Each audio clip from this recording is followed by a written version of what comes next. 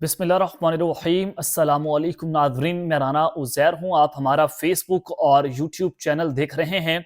आधी रात को जनाब एलओसी से जो खबरें आ रही हैं उसने ये वाज़ेह तौर पर लकीर खींच दी है और ख्वाजा आसिफ की स्टेटमेंट कि हम बाज़ाब्ता तौर पर बाकायदा तौर पर जंग में उतर चुके हैं और एलओसी के ऊपर इस वक्त हालात मजीद कशीदगी की जानिब बढ़ चुके हैं। कुछ गैर मामूली नकलो हरकत इंडियन ड्रोन्स की इस वक्त फिजाओं में गूंज है। क्या होने जा रहा है, इस हवाले से तमाम तर तफसीलात तो आपके सामने रखी जाएंगी कि इस वक्त पाक इंडिया बॉर्डर पर हालात मजीद टेंस हो रहे हैं। वहीं पर दूसरी जानिब लाहौर और कराची की फिजाई हदूद को मुकम्मल तौर पर बंद करना और वहां पर भी इस वक्त गैर मामूली नकलो हरकत और गैर मामूली सूरत हाल है। पाक फौज और पाक फजाइया की तबाहकुन बमबारी के हवाले से खबरें आ रही हैं। कैलकुलेटेड स्ट्राइक की अब बात हो रही है। ये बमबारी कहां पर की जा रही है, क्या डिटेल्स हैं, इस हवाले से भी कुछ अहम तरीन तफसीलात आपके सामने रखी जाएंगी। फिर वहीं पर दूसरी जानिब ऑपरेशन सिंदूर के बाद ऑपरेशन बारूद जो है भारत की जानिब से वो लॉन्च करने की खबरें आ रही हैं। भारतीय मीडिया इस वक्त क्या रिपोर्ट कर रहा है, ये तमाम डिटेल्स वन बाय वन आपके सामने रखी जाएंगी कि आधी रात को जो सूरत हाल है वो क्या बनी हुई है। लेकिन आगे बढ़ने से पहले मेरी आप सबसे दरख्वास्त होगी कि आपने इस चैनल को लाजमी सब्सक्राइब करना है, वीडियो को लाइक करें, शेयर करें, कमेंट सेक्शन में आपने पाकिस्तान जिंदाबाद, पाक फौज जिंदाबाद का नारा भी जरूर कमेंट करना है। जनाब सबसे पहले ये ख्वाजा आसिफ की स्टेटमेंट, हमारे वज़ीर दिफा है, चाहे वो कोई भी है, लेकिन डिफेंस मिनिस्टर की जो स्टेटमेंट है बहुत इंपॉर्टेंस है उनकी होती है। उनकी जानिब से कहा गया कि Pakistan is in a state of war. Pakistan इस वक्त हालत जंग में है। Anything can happen in next few days.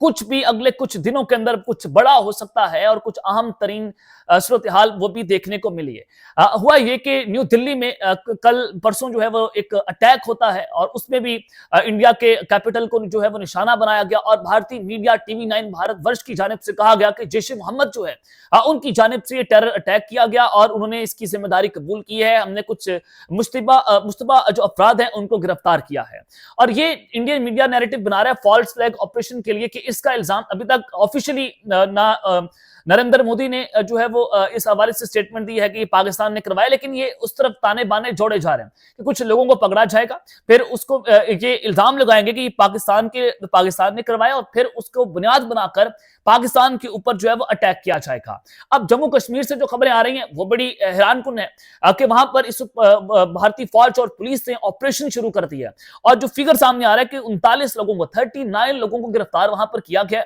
और वो कहा जा रहा है कि उनके लिंक जो है वो पाकिस्तान के साथ मिले और कि वो आजाद कश्मीर के लिए जो है वो इंटेलिजेंस इंफॉर्मेशन जो है वो प्रोवाइड कर रहे थे। इससे पहले भारत ने ये भी खबरें चलाई कि हमने अपनी फौजी जो है गिरफ्तार किए हैं जो इंटेलिजेंस इंफॉर्मेशन जो है पाकिस्तान को प्रोवाइड कर रहे थे।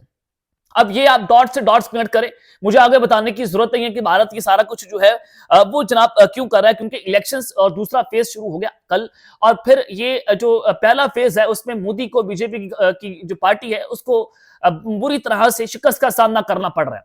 तो उससे बचने के लिए नरेंद्र मोदी ने ये पूरे खत्ते को इस वक्त आग के अंदर झोंक दिया। आज इस्लामाबाद के अंदर जो ब्लास्ट हुआ, जो भारतीय प्रॉक्सी जो है टीटीपी की जानिब से किया गया और उसमें सारा कुछ मैंने उसकी तफसीलात भी आपके सामने रखी हैं और बांग्लादेश ढाका जो है वहां पर भी इस वक्त यही सूरत हाल बनी हुई है और उनकी आर्मी भी इस वक्त हाई अलर्ट पर जा चुकी है। यानी कि पूरे का पूरा खत्ता, अल्लाह ना करे ऐसा हो, लेकिन ये वर्ल्ड वॉर 3 आप इसको कहें तो कहना गलत नहीं होगा क्योंकि साउथ एशिया के अंदर जो है वो आग लग रही हुई है और इसके पीछे कौन है? इसके पीछे एक फासिस्ट सोच रखने वाला नरेंद्र मोदी जो अपनी सिर्फ और सिर्फ इलेक्शन कैंपेन के लिए उसने खत्ते को आग के अंदर जो है वो झोंक दिया है। तो सूरत हाल इस वक्त बहुत ही ज्यादा टेंस है। तो जब आपको मैं कह रहा हूं कि भारत की जानिब से ऑपरेशन बारूद जो है उसको लॉन्च कर दिया गया है, इस वक्त जो रॉ के एक्स अकाउंट है उनकी जानिब से ये नैरेटिव बनाना शुरू कर दिया है। Big breaking, India can launch operation Barood at any time, Modi ji is not in mood to show mercy now.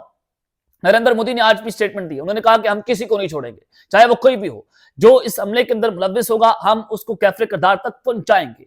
अभी ये देखें स्टेप बाय स्टेप जो है वो चल रहा है। अब उन्होंने कह दिया कि ऑपरेशन सिंदूर इंडिया किसी भी वक्त जो है जो बारूद है उसको लॉन्च कर सकता है और इस वक्त नरेंद्र मोदी जो है किसी भी मर्सी दिखाने के मूड के अंदर नहीं है। तो ये ऑपरेशन बारूद क्या है?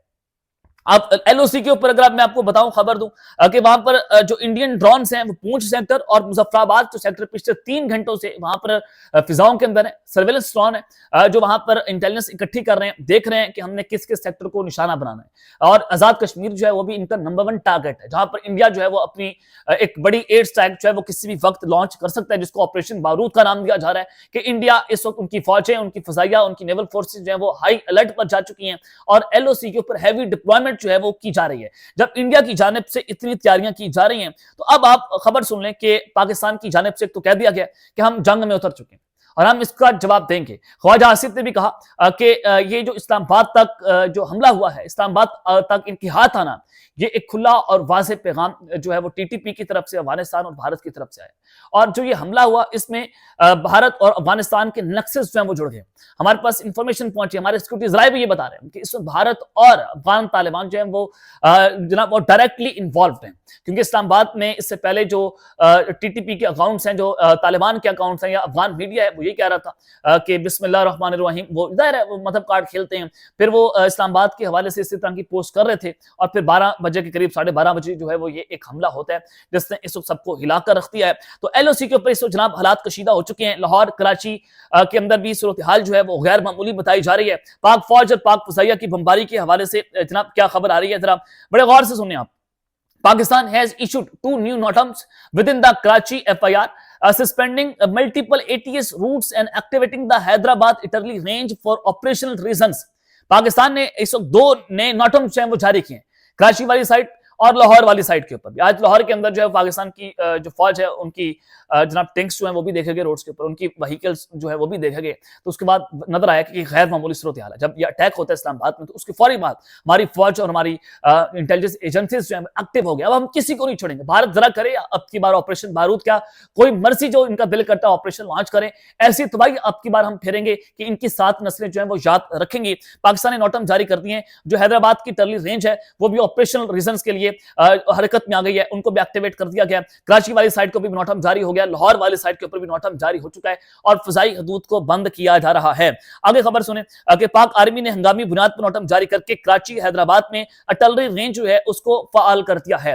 अब क्या होने जा रहा है, आज इस हमले का जवाब, आज की रात बहुत फैसला कुन है और बड़ी अहम रात है और इंडिया भारत के ऊपर यह रात बहुत भारी गुजरने वाली है, क्योंकि खबर आ रही है, हमारे सिक्योरिटी सोर्सेज ने हमें कंफर्म कर दिया और मैं आपको बड़े बावसूख जराए से ये बता रहा हूं कि a grand and well calculated strike is ready to eliminate more terror networks that hit Islamabad, वाना and Balochistan in the past 2 days।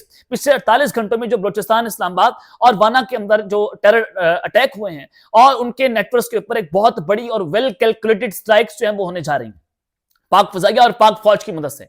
हमारी तमाम फौजों को हाई अलर्ट कर दिया गया है। आज की रात बहुत भारी होने वाली है, फॉरवर्डेड पोजीशंस के ऊपर भेज दिया गया है। एलओसी के ऊपर ऑलरेडी मैंने आपको सिचुएशन बता दी है कि इंडियन ड्रोन्स वहां पर सर्वेलेंस के लिए घूम रहे हैं और अब ये वहां पर वेल कैलकुलेटेड स्ट्राइक के लिए हमारी फौजें जो हैं वो भी जनाब इस वक्त तैयार हो चुकी हैं और अब लगता ही है कि आज की रात जो है वो हो सकता है कि अफगानिस्तान पर किसी भी वक्त स्ट्राइक हो जाए। शायद अब आप ये खबर सुन रहे हैं, आप तक ये खबर पहुंचे तो पाकिस्तान की फौज और फदाइया एयर स्ट्राइक्स कर चुके हैं और टेरर नेटवर्क्स को उड़ा दिया जाए।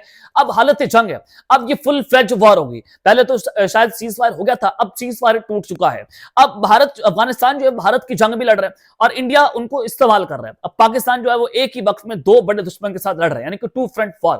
भारतीय एलओसी लाइन ऑफ कंट्रोल के ऊपर भी सूरत हाल टेंस है और अफगान बॉर्डर के ऊपर जो है वो भी सिचुएशन इस वक्त बहुत ही टेंस बताई जा रही है कि अब देखना ही होगा कि पाकिस्तान जो है वो इससे किस तरह से नमद आजमा होता है। लेकिन जो सिक्योरिटी जराए हैं वो हमारी फौज उनके मुताबिक बहुत तभी हुई है, वो नहीं छोड़ेंगे, क्योंकि हमारे जो आज बच्चों का और हमारे लोगों का खून बहा है और ये बड़ा खतरनाक किस्म का जो आज धमाका इस्लामाबाद की G11 जुडिशियल कॉम्प्लेक्स में हुआ है, इसकी किसी सूरत भी मुआफी नहीं दी जाएगी। मैं आप लिख कर रख लें, कल हो, परसों या अभी कुछ देर पहले हो, बात हो जाए, ये जो एयर स्ट्राइक्स हैं वो होनी, इसका फैसला हो चुका है, बता दिया गया, सबको कहा गया कि जनाब अब आप हाई अलर्ट रहे और अब आपने पीछे नहीं हटना। और ऑपरेशन सिंदूर को पहले हमने ऑपरेशन तंदूर बनाया था, अब ऑपरेशन बारूद हो या कोई भी ऑपरेशन हो, इसकी अब की बात जो है वो ऐसा ऐसा वार करेंगे कि इंडिया को उठने का मौका नहीं मिलेगा। उसमें अफगानिस्तान भी रगड़ा जाएगा, उसमें इंडिया भी रगड़ा जाएगा। पाकिस्तान की फौज और हमारी फजाइया का जो मोराल है वो बुलंद है और वो इस वक्त मुकम्मल तौर पर हाई अलर्ट के ऊपर है। कराची के अंदर भी नोटम जो जारी हुआ है, हो सकता है कि भारत जो है वो अब की बार इधर इंगेज करके जमीनी रास्तों पर वो समुद्री रास्ते के जरिए हमला कर दे, तो पाक नेवी जो है वो भी इस वक्त समंदरों के अंदर मुकम्मल तौर पर हाई अलर्ट पर जा चुकी है। अब तक के लिए इतना ही, अपना ख्याल रखिएगा और इस नाज़मीन के बाद पाकिस्तान जिंदाबाद।